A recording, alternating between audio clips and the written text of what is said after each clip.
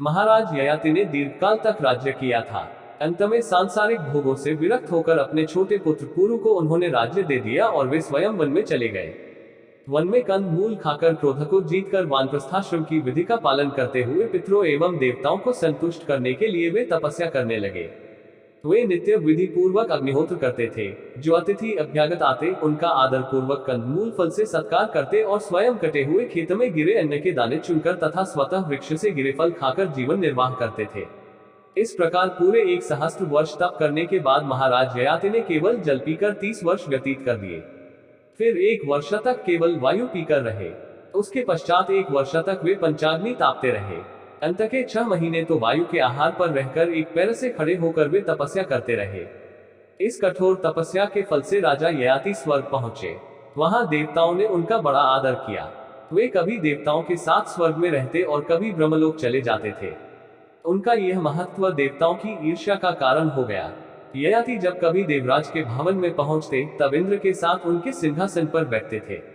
देवराज इंद्र उन परम पुण्यात्मा को अपने से नीचा आसन नहीं दे सकते थे, परंतु स्वर्ग में आए मर्त्यलोक के एक जीव को अपने सिंहासन पर बैठाना इंद्र को बुरा लगता था। इसमें वे अपना अपमान अनुभव करते थे। देवता भी चाहते थे कि किसी प्रकार ययाति को स्वर्ग भ्रष्ट कर दिया जाए। इंद्र को देवताओं का भाव भी ज्ञात हो गया। एक दिन ययाति इंद्र भवन में देवराज इंद्र के साथ एक सिंहासन पर बैठे थे।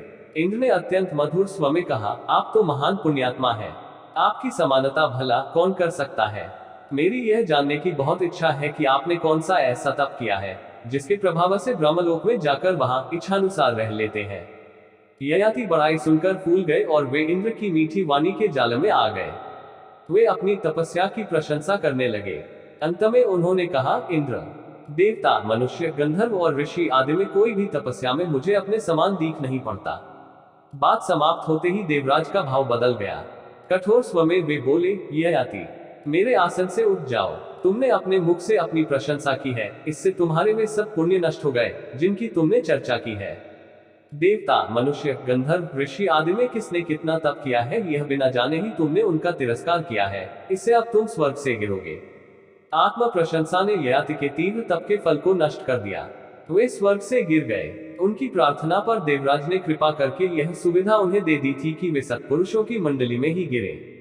सत्संग प्राप्ति के परिणाम स्वरूप वे पुनः शीघ्र ही स्वर्ग जा सके।